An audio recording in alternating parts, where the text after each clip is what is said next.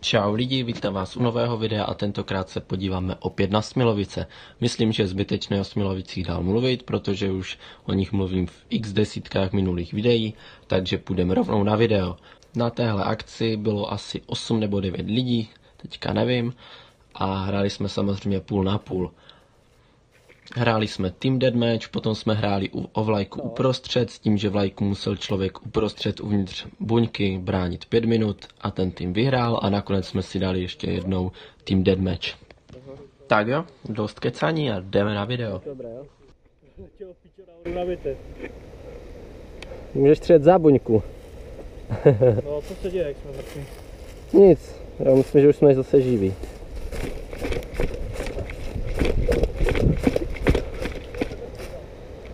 Tak vyběhni, ne, ze spawnu. A tak já nevím, tak někde se schovej, vole. No někde, jo.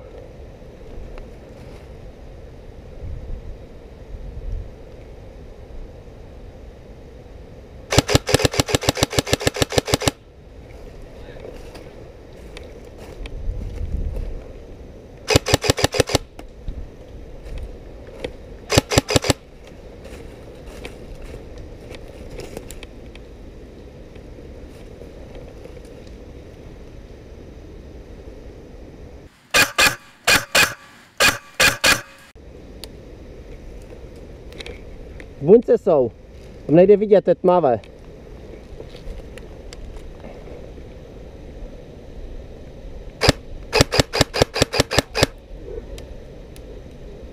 Dostal.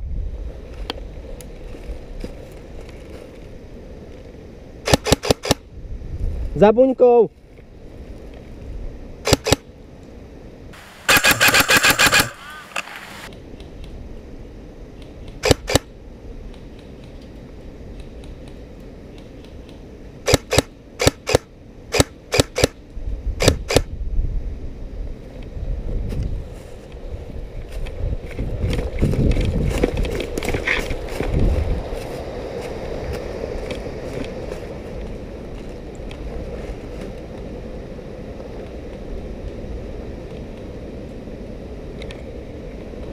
Bacha, Mates.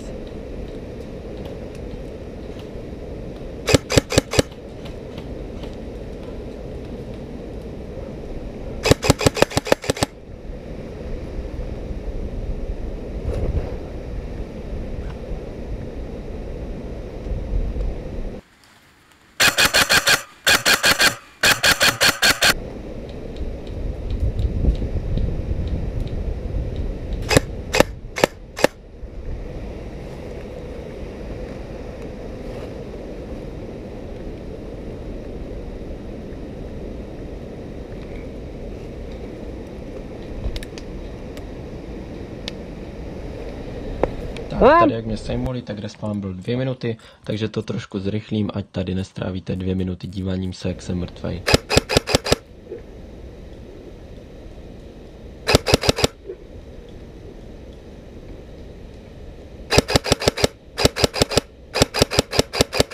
Bohužel ne vždycky zapnu scope kameru a ne vždycky to dobře natočím, takže hold u některých killů mi prostě budete muset věřit.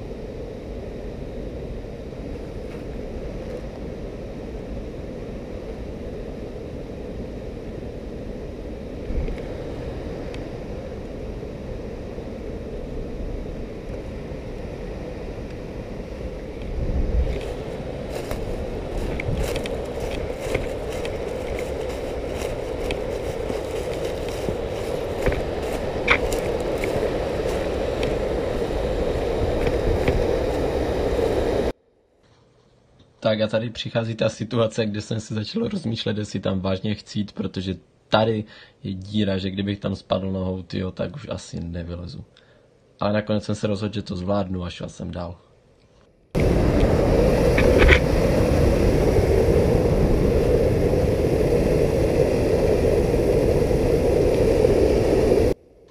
Jinak, pro zopakování, tady je ta buňka, kterou jsme museli bránit, pokud tam vlezl náš hráč 5 minut, aby jsme vyhráli.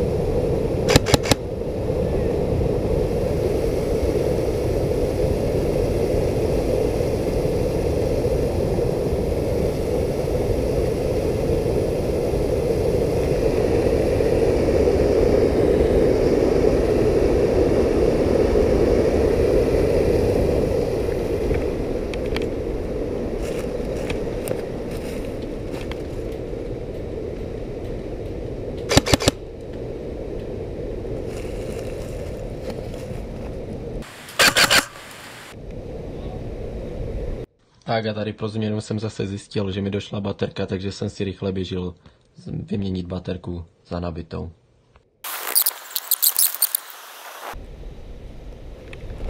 OK.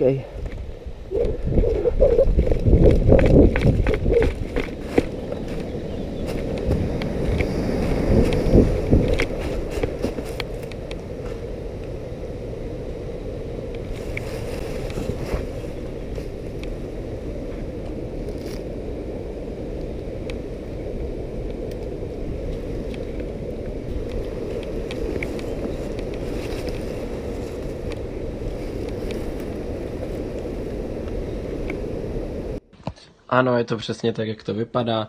Baterku jsem stihl vyměnit, nestihli mě trefit, tak jsem rychle běžel zpátky do hry a ještě jsem si nestihl pořádně kabely zandat do zbraně, takže jsem to dělal provizorně, hlavně abych zase hrál.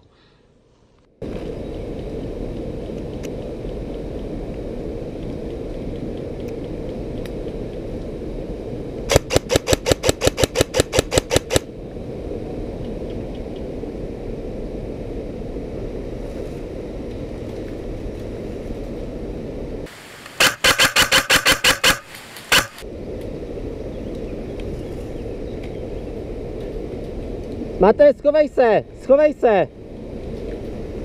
Schovej se!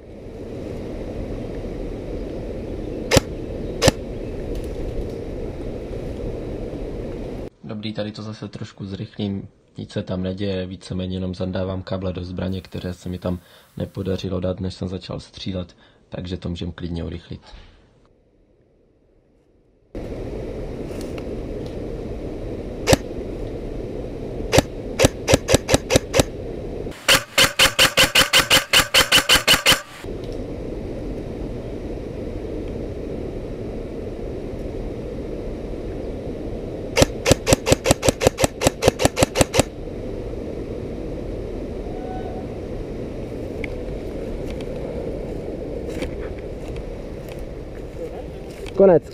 Konec.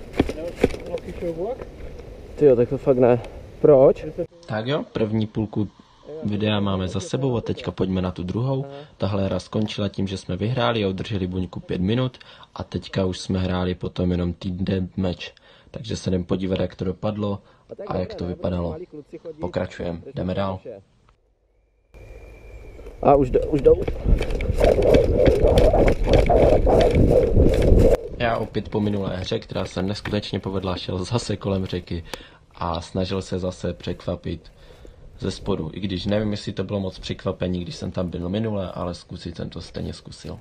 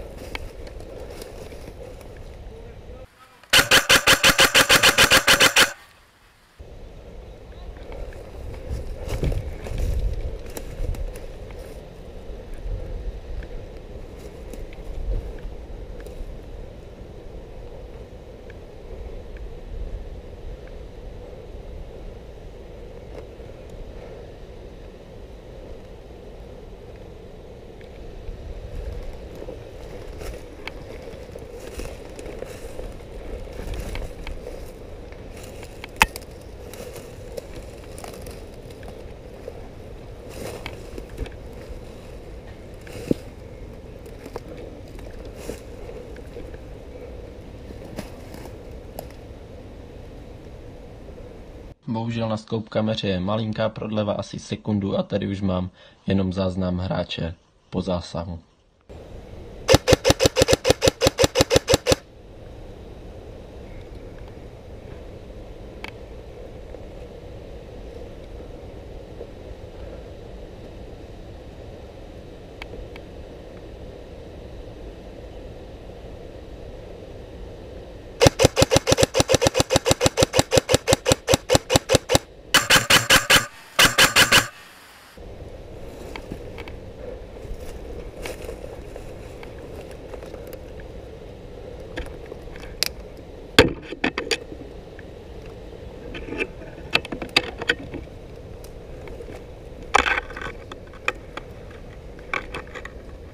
Bacha, Mates, přímo před tebou. Přímo před tebou, za stromem velkým.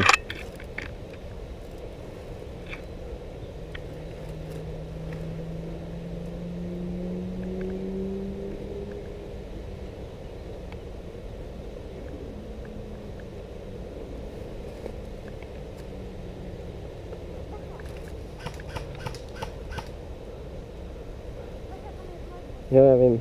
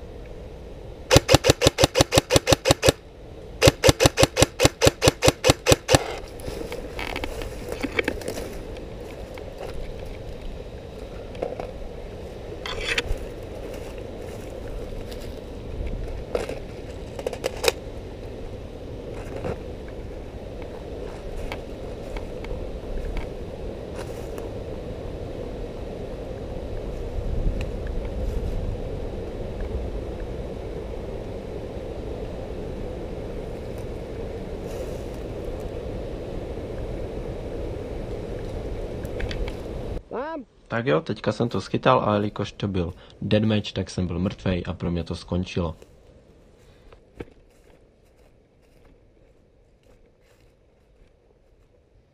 Tak jo, a něco závěrem, hrál jsem se svojí GAG M4, Predátorem a Glocka jsem tentokrát neměl ani granát.